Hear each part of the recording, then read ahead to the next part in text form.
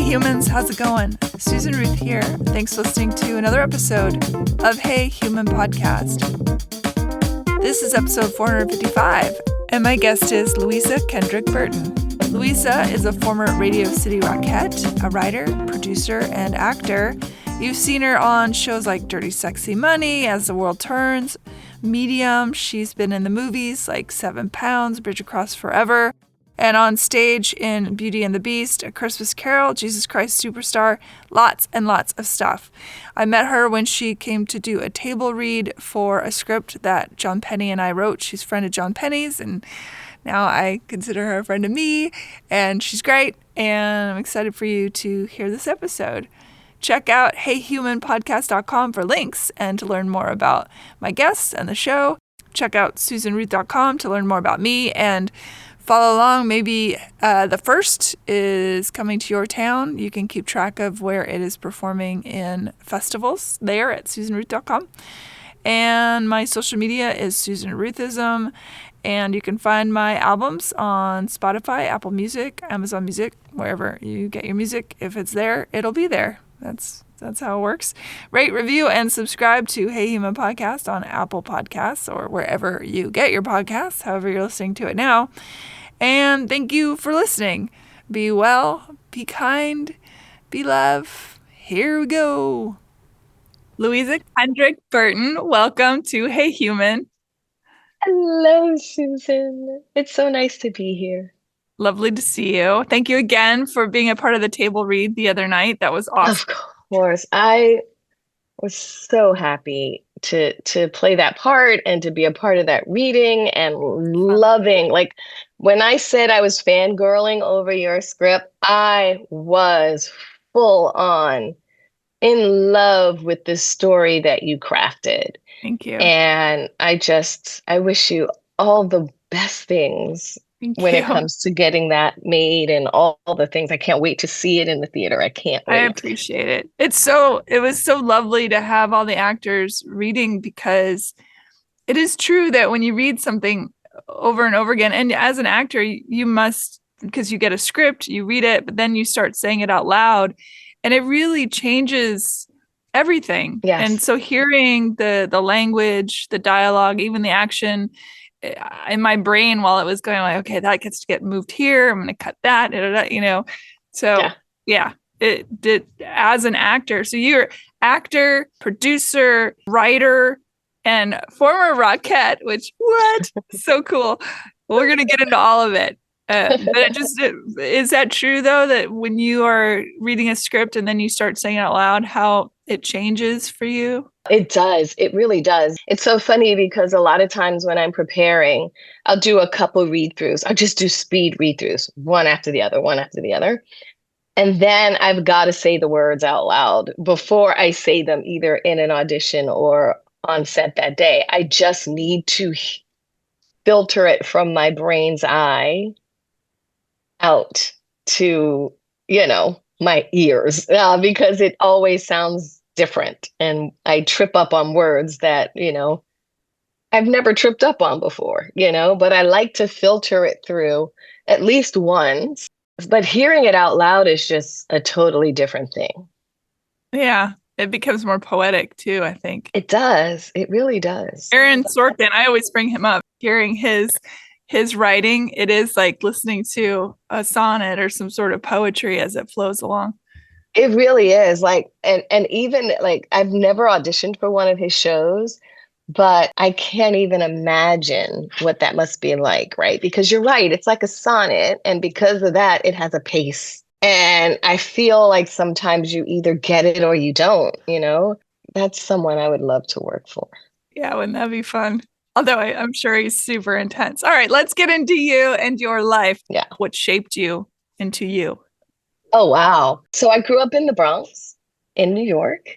I mean, I don't know. I feel like I grew up a latchkey kid. I like to say that because I don't think we have those anymore, really. But I had a lot of family around me. I have, 40 cousins. I have so many cousins. It's awesome. So I grew up with this sense of community. At least I felt that way, right? I mean, I had family that lived nearby.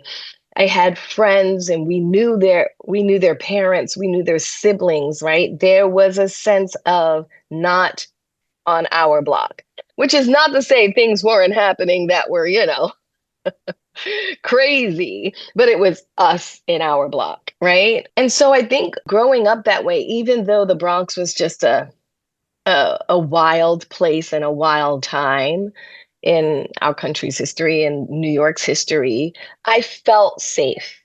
I felt safe to be who I was, to grow as a kid, I felt okay with being a tomboy and skating around on roller skates or skateboards and playing Skelsy at the park. I felt safe to just be a kid. What's Skelsy? So it's like this top game. So we would you get a top, a bottle top or a cap. Metal is better, but if you can only get plastic, you get plastic. And you either melt wax in it or you put clay in it to give it some weight. And it's just like this game that was spray painted on the ground at the playground, and you'd have to get all the numbers, and you would like flick your top to and from, and you could knock somebody out. I mean, anybody who knows it probably is thinking, "Oh my gosh, she's not even saying it right." But it was just a playground game, Like we had Yeah. hopscotch, we had Skelsies, we had all the things that were even made up. We would just make things up because that was our computer time, right? We didn't have that really, and so you're just out all day. It's a great way to foster imagination, which, as much as I think computers do that in a certain way for kids today, it's just Yes, not the same. it's not the same. Is that Like because when we're old now? no, but like I look at my kids and how they play, and yes, their imaginations are piqued, right? At least my kids, like they like to create, and they only play games that are creative or mostly creative. But I'm like, guys, just go out in the backyard and like, I don't know, they're like, what are we gonna do? And I'm like, anything. You could do anything except climb the fence. I don't know. Just make something up. And I they're having fun. Like my son would always say, "Mommy, I get it that it was different for you, but we're enjoying ourselves." And I'm like, "Okay, well, I guess that's all I want as a mom, right? You're having a good time, Yeah, we're old. sitting next to your friend on a computer playing a game together. I don't understand." Ah, big cousins, lots of my dad's from the Bronx too, by the way. Oh yeah. Yeah. Did we talk about this? I No, love I don't that. think so. No. Where, I mean, I don't know, like what part of the Bronx? And this was a bazillion years before you. So, Yeah. but I'm sure it was in the Jewish section because he's Yeah. Jewish. So, Yeah. and I think back then when he was growing up, it was probably divided into like the Irish parts and the Jewish parts and the black parts, and is my guess. It was definitely a lot segregated, but I think maybe I came up at a time when, the Bronx was in huge transition before me, huge transition. And I want to say sometime in those early 60s, maybe, I found this out after the fact. I don't remember this to be true, maybe the aftermath, but I found out that landlords were paying people to burn down their buildings so that they could get insurance money, so that they could get out the brown people or whatever and raise rents and stuff like that. And so it was just America's full of that history, bombings, so full of that history and burnings and floodings. And hiding it, right? And when I found that out, I was just like, wow, so much made sense, right? Because when you think of you're paying rent at a place where they have no desire to fix it up, they don't care how safe it is, how clean it is, how functional it is. And I just never understood that, right?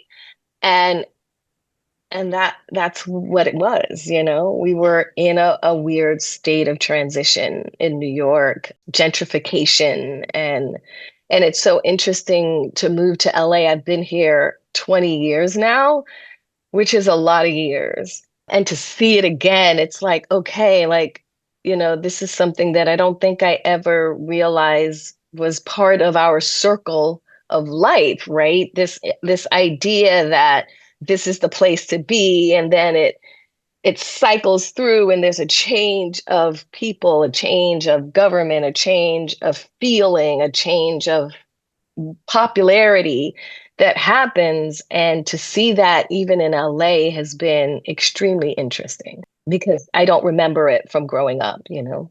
Yeah. History does tend to repeat, unfortunately.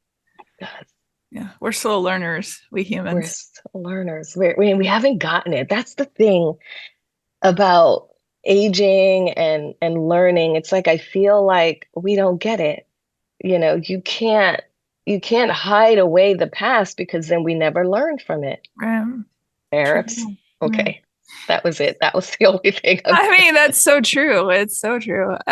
Did you go to school in New York for acting? I mean, did you start as a Rockette? How did that happen? No, it's so funny because my mom pulled me out of public school because even back then they were horrible, and I find them to be struggling even today.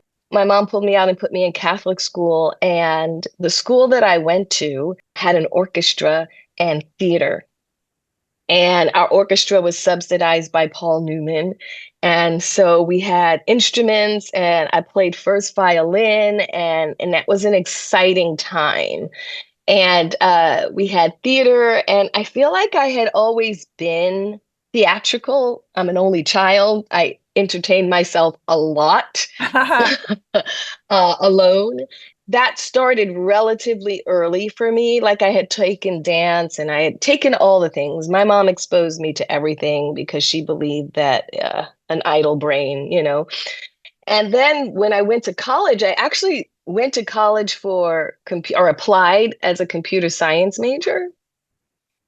And because I was really into coding and computers and I was pretty good at it. But something about going to Syracuse, I was like, I want to pursue the arts. This is something I want to do. So I changed my major second year. And then, like, my love of theater and movement changed at that point. I mean, I still wasn't a dancer. I hadn't been dancing all my life, like a lot of my friends. But when I got out of college, I had a teacher, and I feel really bad that I don't remember his name in this moment. But he said to me, "You can't play catch up with people who have been dancing all their life. All you could do is work on your skills." And he said, "You're tall." He's like, "This package is a dancer's package." And so I worked my butt off. I mean, I was taking 2 classes a week. I was on scholarship. I was working in the front desk. I was bartering classes so that I could just be good enough to stand next to people who had been dancing all their lives. And I feel like I knew one thing was true about what I had to offer. If I could keep you looking right here, you might not notice that my toes aren't pointed. Yeah, you got a good face card, as the kids say. This is where the money is, but not just my face, but just my love and my passion and my ability to perform instead of just making movement, right? That served me very well. I could sing, so that was very helpful. Radio City was just one of those things where I didn't think I was ever going to make it. Like I must have auditioned 6 times for the shows in the other areas, the regional shows, once for Vegas, I think. And it was my second time auditioning for the New York show.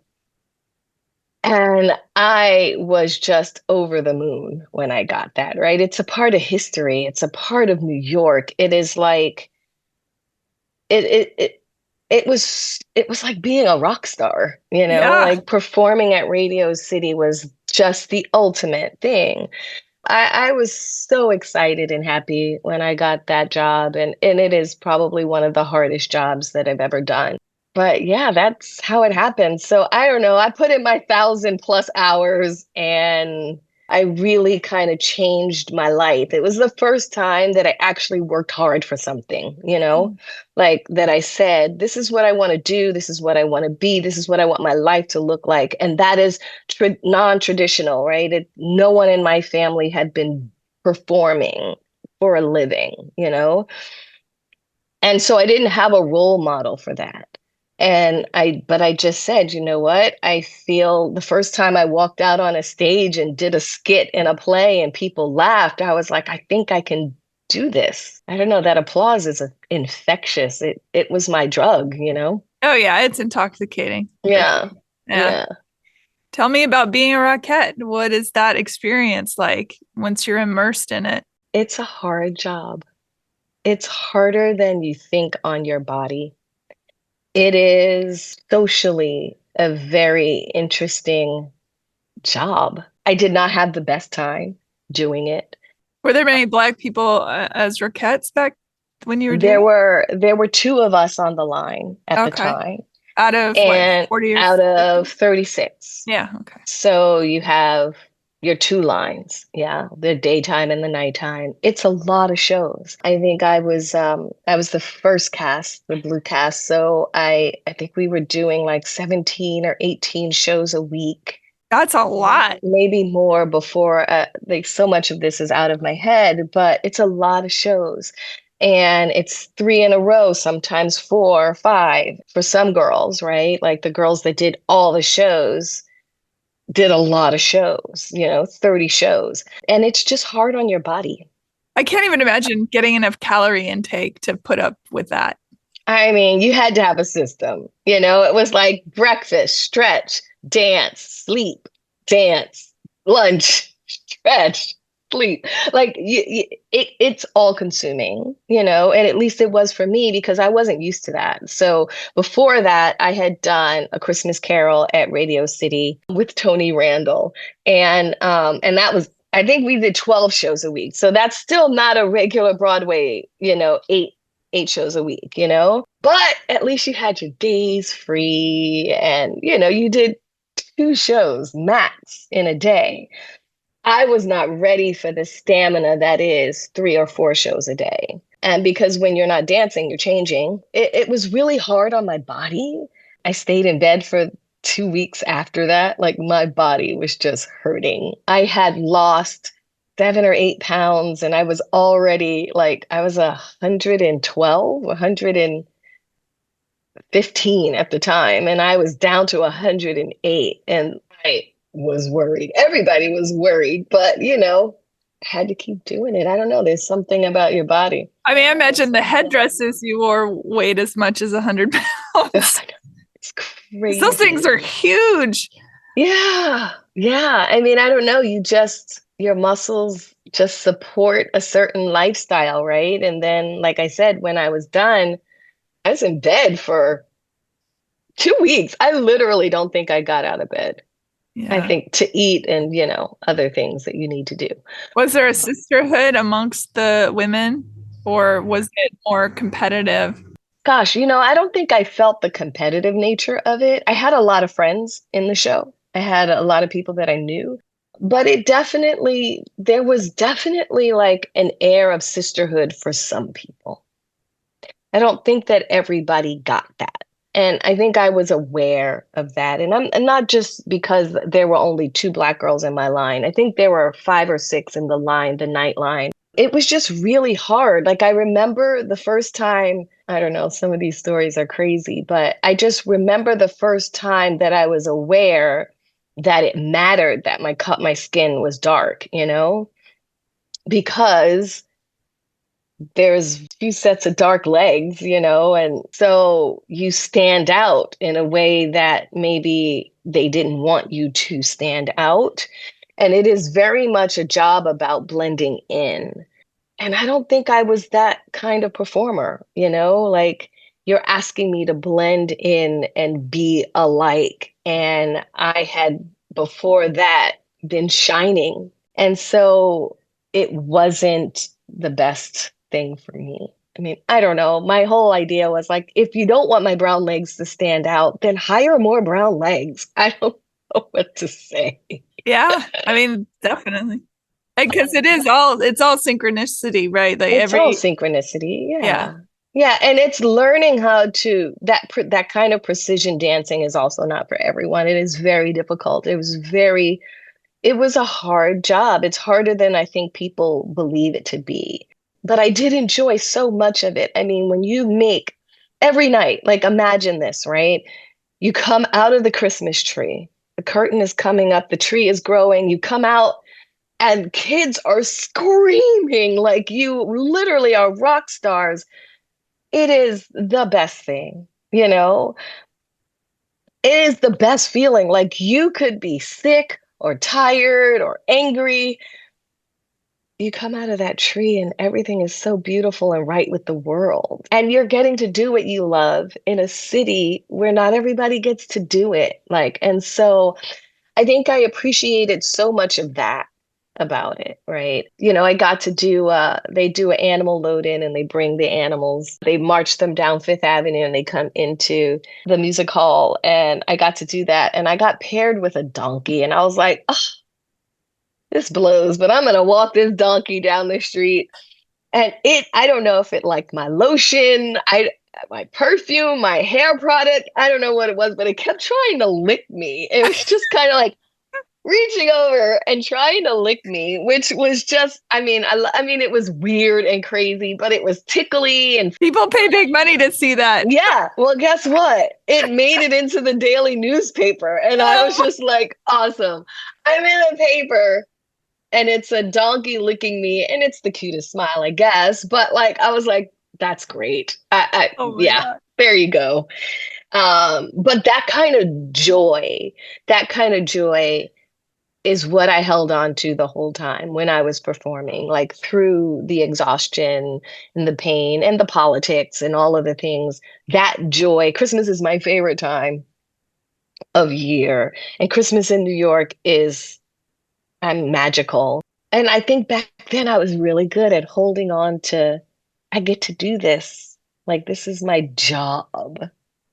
This is what I get to do. I get to bring joy to people and I get to feel that joy for myself.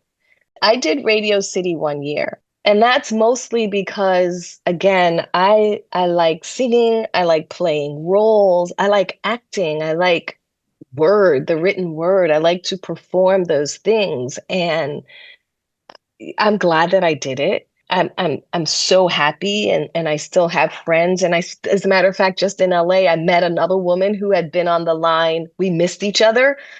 And that was fascinating to me. But it wasn't really all I wanted to do. It was a thing that I got to do and I enjoyed it. But it wasn't something that I thought I would like to make this my long-term forever gig. I think that's one of the things about I was searching still for something. And having gone through that and done that, I wanted more. I wanted more than that, you know? When did you make the decision to move to Los Angeles? I had screen tested for a soap opera.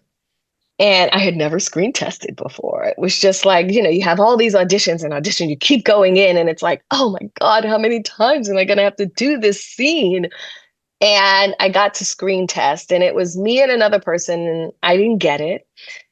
But my agent said to me, she's like, you know, you might want to explore this. I'm moving to LA and you could be in LA and have an agent, you know, think about what that would be like. And I had turned it down once before because I had friends while I was on tour with Jesus Christ Superstar who were in LA and they were going to LA and they were like, you should come. And I was like, no, I'm scared. I'm going to just go back home and be in New York. This time I thought, oh, wow, this is the second time this kind of opportunity has presented itself. And so I did it. I sold my apartment in New York and I moved to Los Angeles, like just grabbed my bags and a plant that I'd gotten from my mom.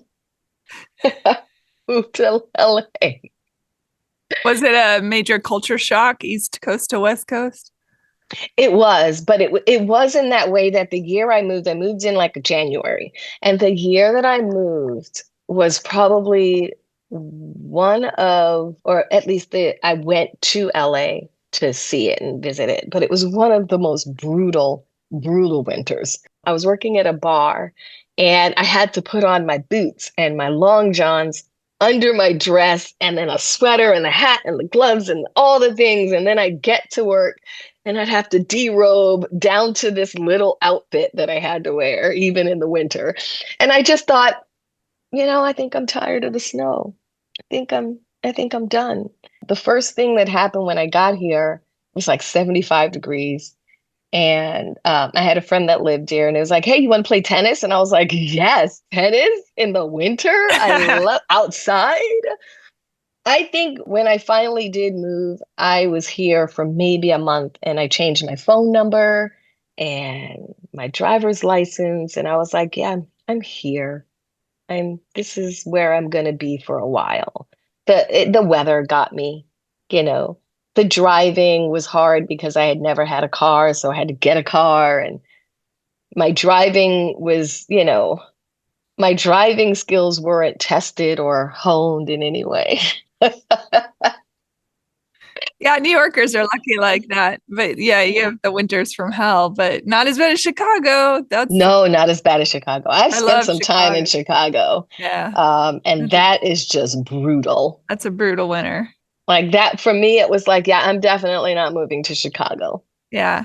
If the weather was better, I might be living in Chicago because I love it. It's such a great city. The people are incredible, but I can't do that winter. It's only the last 9 months. I don't know how anyone does it. I don't know. And I've been there 3 times with shows. And more often than not, if I did a show, it was an early tour. So we would spend a month, 6 weeks. You're like practically living there. Yeah. And we were in Chicago, and I was just like, I hope we never come back. As much as I love the city, there's so much to see and so many things to Oh, it's do. And I great city. loved living there. Yeah. I was ready to go. Yeah. It's a different kind of cold, that lake shore, man. It gets under your And skin. that wind, Oh, oh my gosh. yeah, it's a lot. It's in New York, at least you sort of popping in and out of buildings nonstop for, I don't know, Right. it's just different. It's a And the different, subway's underground, most of yeah, it, right? So yeah, you're just going from building to building. and really if you're, warm. yes. And if you're smart about it, you know how to go from building to building without having to go outside. There are some ways that you can do it, or to cut down your foot traffic by an alternate exit to the subway. Yeah. You could get a good 3 blocks if you did that. I feel like the ultimate, if that sort of thing, if you won the lottery, there'd be signs. It would be an apartment in New York, an apartment in Chicago, an apartment in LA, an apartment in London, and then a house Oh, a house in Hawaii. or something. Yeah, That's how like you would do somewhere it. that's just constant weather. Yeah, Yeah, good weather. Yeah, yeah, exactly. yeah, I yeah. saw on your IMDb page that you're in a movie that I loved, 7 Pounds. I love the philosophical nature of that film. Yeah. When you are drawn to roles, I understand actors are like, I just want a role, but I imagine there is a process of when you're reading the scripts or the ideas of the shows, some are more of a draw than others. And just because I love that movie so much, I'm curious when you read that script, what drew you in? Right. Quite honestly, here's the thing. That was one of my favorite roles and one of my best experiences in my career. And I feel like there's little coming back from that. So I'll explain. When I originally auditioned for this role, for this movie, I was a clerk. It was some other scene, and it was fun. Like I look for roles that I immediately understand what this person is doing, my purpose in this movie or in this scene. When that is really clicks for me, I can have fun. And I had fun. And then I got this heart-crushing call that scene had gotten, I was cast, and the scene had gotten written out of the movie. And I was like, oh man, I'm so devastated, right? Then a couple, like a week later, maybe, there was another role that they were calling me in for because casting liked me and the director liked me. And I was just, oh, so excited. So my agent was kind of being strange about it. And she's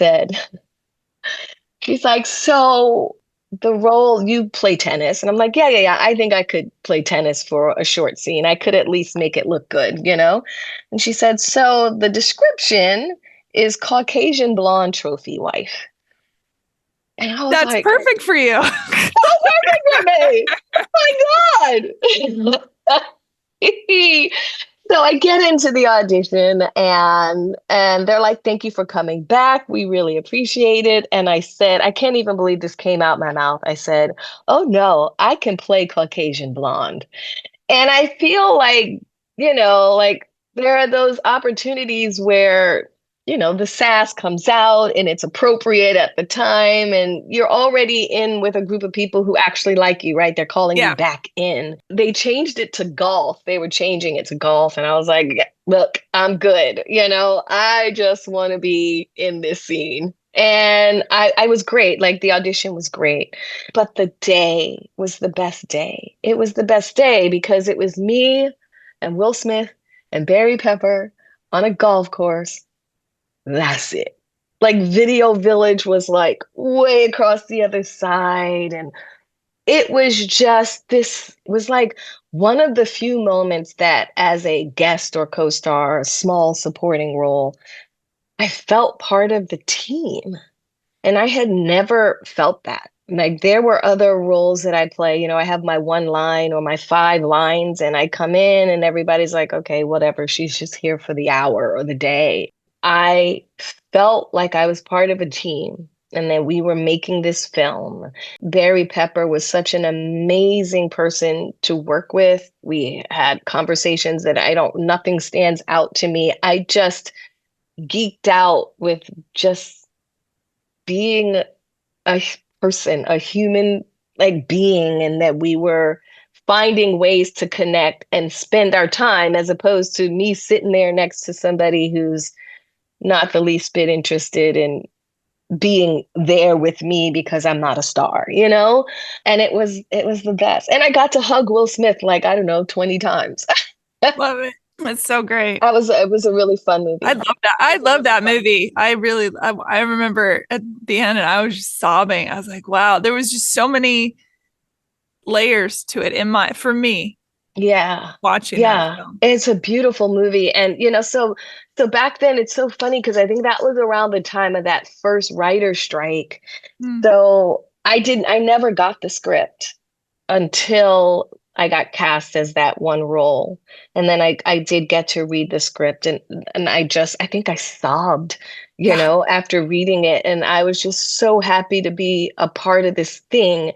And I'm not going to give a spoiler because if anybody hasn't seen it already, you need to see it if you haven't stop seen it. now, see it, and then come back to this podcast. But there's a part where my character is from his life, his old life, right? And he's coming back. It's just really so great to be a part of the intricacy of that story, the layers that it had, like you were saying. That was one of my best on set times. And then that's top down. Like everything about that production and how it was run all the way up to the top to the bottom, like the props guy took me out on the golf course and he's like, I'm just going to teach you how to swing so that it at least looks good as we shoot it from the I love that. But for me, it's like choreography, right? And Yeah. he was like, you sure you've never played golf before? And I was like, I haven't, but I'm a dancer. And so what you're saying to me is my hips precede the swing and then I twist and I hold, like, I understand all the mechanics of this. And actually I play golf. It was just a very well run, very warm, inviting place to be for me. And I've been chasing that ever since. And not realizing that that was a little bit of a unicorn, right? Because at the level that I am, you don't always get that, Yeah. I've not starred in anything big. I have yet. I've not starred in anything big yet. I love that growth mindset. I love it. But like I said, when you're just a guest or a day player, you have your line you're just coming in and out, and relationships are built, and not every time are you able to fit in. And it feels like you've got all this energy and excitement about this day, and then it's over, and that it all dissipates. Like kind of coming into a school as a senior where all the kids have grown up with each other. Yeah, that's exactly it. That's exactly it. And then when it's over, it's like you dropped your ice cream cone on the ground and you're like, I really wanted that ice cream. Yeah. The life of an actor in LA, especially, I think, because I feel like LA, there is so much more game to it than it is in New York. I feel like New York is very craft oriented. You're studying the craft, and you have friends, and you're moving about and helping each other, and like, hey, I hear they're looking for your type for this, like a Caucasian housewife. Yeah, they're looking for Caucasian blondes. Trophy wife. You should go over there. I feel like it's much more of a what's for me is for me, what's for you is for you kind of sister brotherhood of actors. We are all actors. And I don't know if I've really felt that in LA.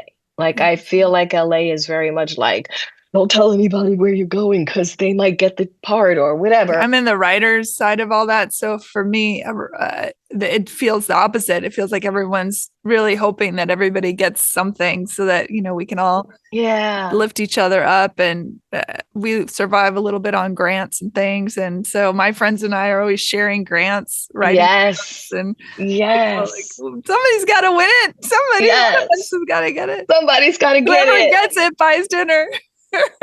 That is the beauty of making that transition. I feel like I've been in transition my whole life. I haven't really found the thing that sparks forever joy. Like, I find the joy in the parts that I have done. And when I started writing, that was just like another avenue, right, of storytelling, another joy, to be able to take ideas from your head and put those on paper has been very exciting. I read, as I was looking you up and digging in a little bit, I read something that you had said, and now I can't remember if it was an interview or if it was offhanded, but when I read it, I thought, yes, this is exactly how I feel. And you said something about a life where you just do one thing isn't much of, and I'm paraphrasing, isn't much of a life, that you are drawn to doing many, many things, like the mosaic of life, and digging into all sorts. And I thought, yes, that is such a fulfilling, not to diss anybody that isn't doing that, but it's such a fulfilling thing to just be in continual discovery. Yeah. I love that about me. Yeah. I used to be apologetic about it, right? Like, why can't you just pick a thing and stay with that forever? But I wouldn't trade my experience for anything in the world. Like, yes, I have done Radio City. Yes, I danced with Jimmy Buffett. Yes, I've done movies and TV and commercials and plays. And, I love those experiences. And because in each of those moments, I have found this beautiful joy that brings there's a quote that I have often said, because someone said it to me: a jack of all trades is a master of none, but oftentimes better than a master of one. I believe that full stop. 100%. Yeah. Because when I finally read the full quote and not the half quote that everybody wants to throw at you, it gave me the validation to explore more things that make me happy. I've worked in an office. I have worked in a restaurant. I've worked in a bar, and I've done all of these things, and not to say that they were soul crushing, because for me, there was always something I could get out of it, right? You meet interesting people. But then after a while, I just realized life is really too short to be doing a thing that doesn't bring you joy, and sitting in a cubicle with fluorescent lights and no window, working for some person at the top, and like, I can't get time off to be with my kids. I don't want to do that. Yeah, it works for a lot of people, but yeah, I'm with you. It wouldn't work for me. It It wouldn't. doesn't work for me. And I tried forcing it because look, that steadiness, that income, all insurance, all those things, Yeah. we should have those. Regardless of the craft that you are pursuing, you should have that kind of stability. The hustle of acting and being creative requires that you adapt, right? Because the roles you play at 20 are not the roles you'll play at 40. And then it's almost over for women at that point, right? Which is the saddest thing because right now women over 40 are crushing it. Not on, yeah, on my watch. I'm going to keep writing stuff that incorporates older people because that is one of Older my people. big frustrations. Big frustration. I've never been a one egg kind of girl. Like I've had a lot of eggs and I have all my eggs in other baskets, and I am fascinated with the filmmaking industry and I want to know why all of the things work. I want to know it. I want to know it like viscerally. What is about the lighting that makes me happy or sad or music? What I sit down with everyone. I'm like, I want to watch you do your job. I want to understand your part, right? It's like you just come up to a group of people and you're like, I have some brown paper and some markers. What can we do? I have a barn, my sister's a choreographer. Like that spirit of my early theater work, I bring that all in. Also, the spirit of playing in the yard. Also, the spirit of playing in the yard. Higher Gen X people, we are creative, we are imaginative, and that idea of making something from nothing. I mean, we played a game called Kick the Can. Yeah. Exactly. We made Kick the Can fun. Somebody got a can of, I don't know, peas. I don't know what it was. Opened that up, emptied it out, put it down on the street, and we made up a game. It just doesn't get, and now I get to do that for a living. How wonderful. Yeah. And, the people that sit in the office when they come home that are good at that kind of thing, when they come home, they want to turn off their brain and watch TV or listen to music. And this is why there needs to, in my opinion, to be an understanding of the symbiotic nature of art and craft Yes. and industry and science and all that stuff, is that we all do work together, that we need each other. And so when people are like, oh, you're an artist, oh, blah, blah, blah. Right. And then it's like, yeah, that you take in art nonstop. You need me. We need each other. Yeah.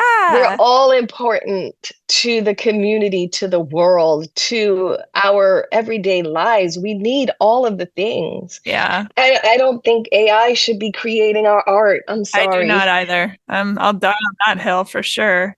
I have no desire, but you know what it can do for me? It can help me figure out what to cook for my kids, and it could clean my house, because that's what AI was. That was the promise that we were made, was that AI would, come in and do the things that we don't want to do. And I recognize that, they are taking jobs away from chefs or drivers or whatever, but I don't know. I don't want to get in a car that doesn't have a driver. That gives me the creeps. I can't do it. I did it one time in Vegas, but there was there was actually a guy sitting there because they were testing the autonomous driving taxi or Uber or what, I think it was a Lyft. They call Waymo here, I think. Yeah, we have Waymo here. Freak me out. I've not gotten in one without a driver yet. I don't know if I can handle that. Yeah, it doesn't. It's I have a hard enough time when someone else is driving me somewhere long distance. Oh. So wait, do you do all the driving? You want to do all the driving? I prefer. Yeah, I prefer driving. Yeah, for sure. Yeah. If I won the lottery, I think there would be signs would be I would have a chef cooking me meals. Yes. And potentially driving at night. Yes. I don't like to drive at night either. Yeah, that would be my potential. But regardless, I am with you as far as seeing the world as nuts to crack open. That I used to be apologetic for it too, of that people would say, oh, you do so many things. And I would say, oh, I guess I get bored easy. And then somewhere along the way, I realized that that was so negative to say. And so now I say I get curious easy. Yes, I like that. I would like to adopt that. Adopt that. I'm going to do it. I mean, there's just something really great about finding joy in something or something, a spark, and wanting to pursue learning that. I don't think that there's anything wrong with doing that. And you're never too old. And you're never too old. I'd say the one thing, if I had to say, that I was disappointed about society wise is how easily we discard people past a certain age. And, that it from industry to industry, it varies, but there's always something to be learned. And that is our biggest problem. We're not learning, we're not appreciating the wisdom of people, and we're not investing, right, in them, right? Because just because someone did not do this particular job doesn't mean they don't have value in this other industry or insight, having grown as a person, right? And I get technology, everything is moving faster, like one of the things that I so wish we did was to reinvest in ourselves, our lives, and humans, right? Like life is not just for the young. We're all here on this earth, and by all accounts, we seem to be getting older and older year after year. And so I don't think that we should just kind of like call it a death sentence. You're 50 now, so sorry. Whoever is listening to us talking right now, there is no limits except for those we give ourselves. So if you have a desire, if you want to do a thing, if you've thought, maybe, I don't know, maybe I'm too old, just do it, because you're going to regret not trying. You're going to regret not trying. I believe that to be true.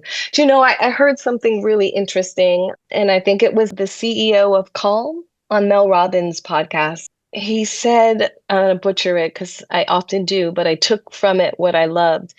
You are living your dream right now.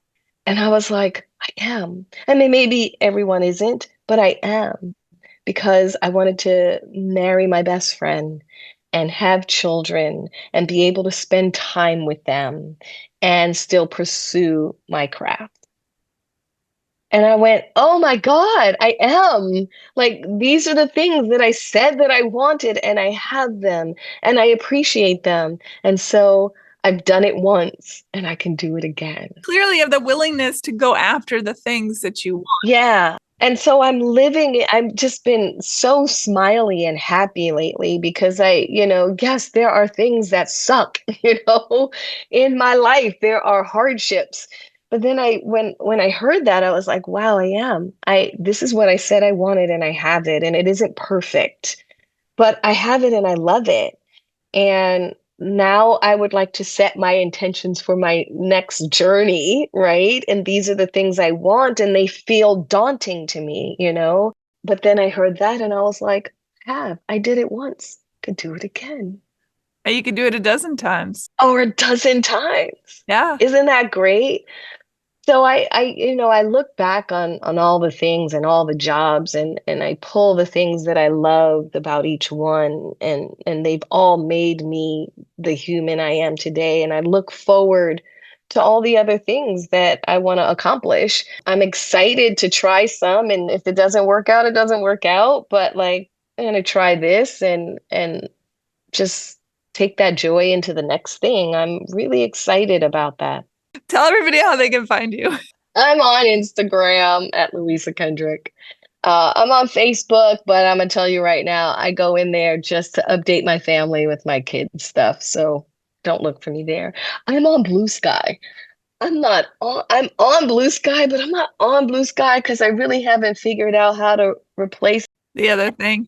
But I am on Blue Sky at Louisa Kendrick.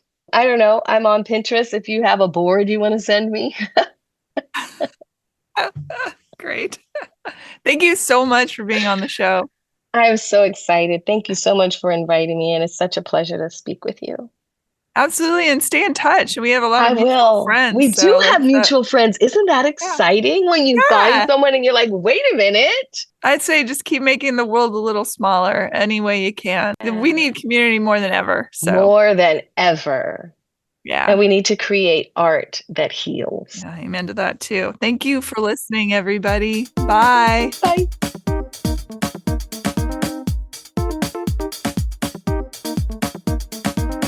Rate, review, and subscribe to Hey Human Podcast on Apple Podcasts or wherever you get your podcasts. Thanks.